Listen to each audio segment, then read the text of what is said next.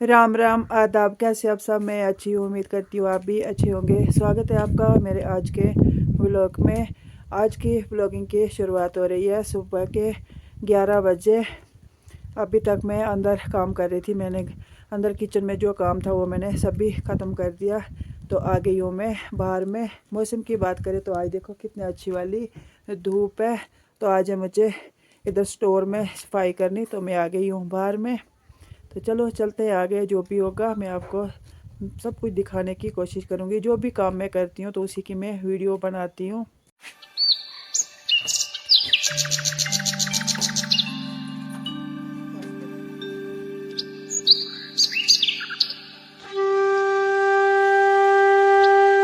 इधर मैंने चूल्हे को लिपाई भी कर दी और अच्छे से साफ़ कर दिया। तो अब मैं बैठी इधर बाहर में। इधर थोड़ी सी धूप है, धूप में बैठी हूँ। थक भी गई। अब है मुझे झाड़ू लगाना। और इधर देखो कितनी गंद है। बहुत सारी गंद निकाली मैंने इधर से। और कुछ सामान था कबाड़ वाला, तो वो मैंने डाल दिया बोरी में। आएगा कबाड़ वाला तो दे देंगे उसको। बहुत सारी बुक्सें भी है, सभी मैंने निकाल के रखा है, जब आएगा तो दे देंगे उसको।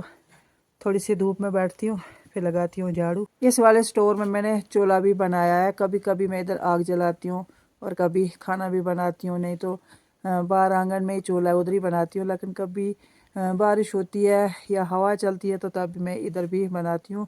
मैं किचन में आग नहीं जलाती हूँ। उधर एक तो धुआं होता है और इतने बर्तन गंदे हो जाते हैं, तो इसलिए मैं उधर आग जलाती ही नहीं हूँ, बाहर में ही जलाती हूँ।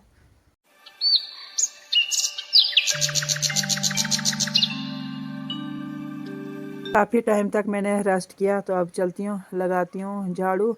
और यहाँ से ना धूप भी चली गई।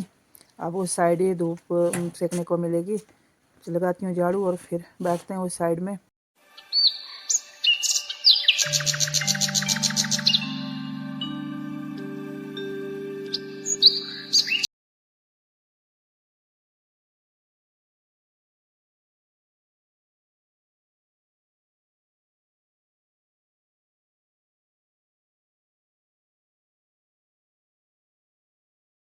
मैंने लाई है ये वाली बाल्टी। मैं चुन रही हूँ इधर ये सरसों का साग। मैंने थोड़ा सा लगाया था इधर चमन में, तो इसको मैं चुन रही हूँ।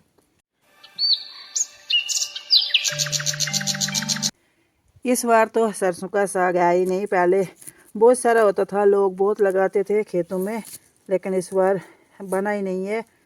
बारिशें नहीं हुई थी तो इसलिए बना नहीं है। लगाया लोगों ने लेकिन अभी वो निकला ही नहीं। बस छोटा छोटा ही है, लेकिन बनेगा भी नहीं क्योंकि बारिशें नहीं हो रही हैं। सरसों को चाहिए बहुत सारी बारिश, तो तभी जाके ये बनता है, नहीं तो ये नहीं बनता है। मैंने चूल्हे में आग जलाई और साग भी बना रही हूँ। दीदी ने फ़ोन किया था, दीदी से बात करते करते मैंने आग भी जलाई और साग भी बना रही हूँ। और अभी दीदी का फ़ोन कट गया।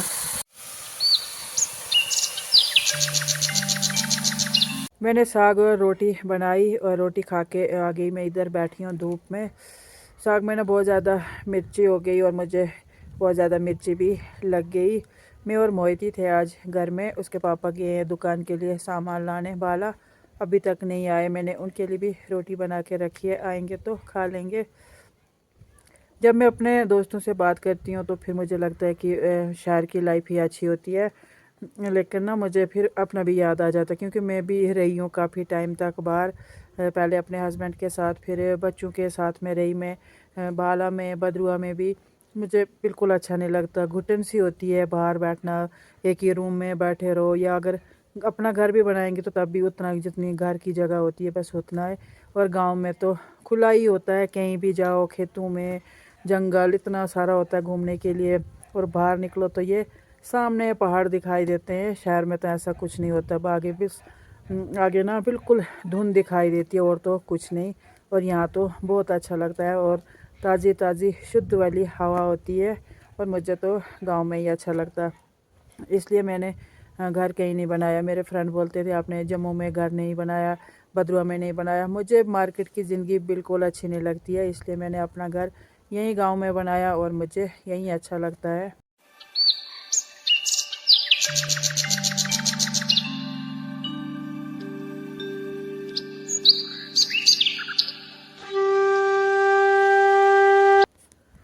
बारिश पड़ने के बाद तो फिर हमारे ये पहाड़ जो है साफ साफ दिखाई देते हैं और बहुत ज़्यादा अच्छा भी लगता है। और धूप निकलती है तो पहाड़ों पे बर्फ़ होती है तो वो तो चांदी की जैसी चमकती है, बहुत अच्छा लगता है।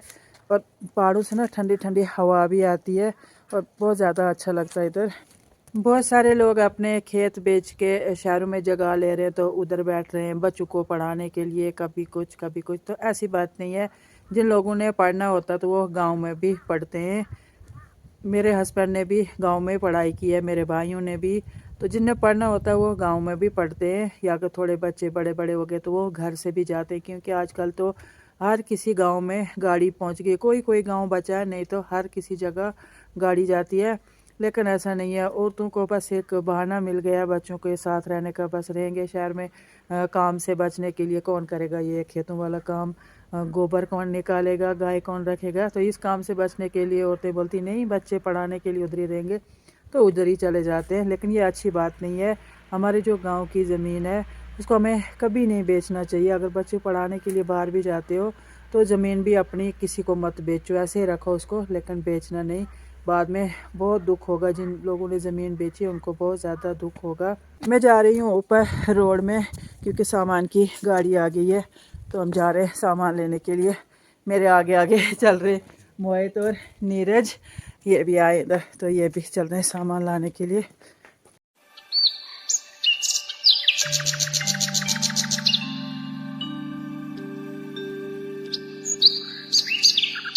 अभी हो गई है शाम, हमारे इधर से धूप भी चली गई, बस कैलाश पर्वत पे ही रह गई है।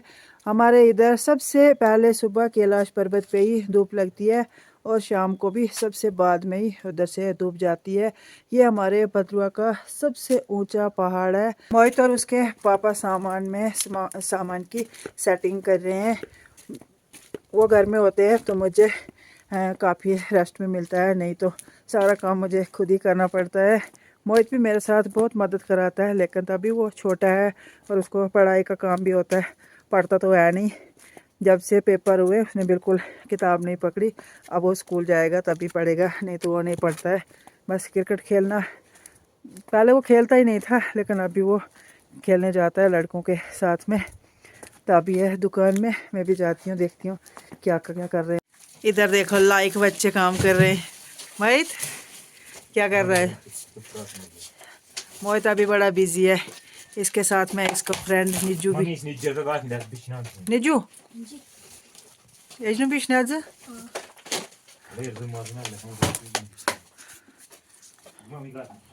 वो लगा रहे हैं उधर सामान, तब तक मैं दूसरा काम कर लेती हूँ। शाम के टाइम में हमें बड़ा काम होता है, लकड़ियाँ ले जाना, बुखारी जलानी, खाना ये बनाना, पानी भी भरना।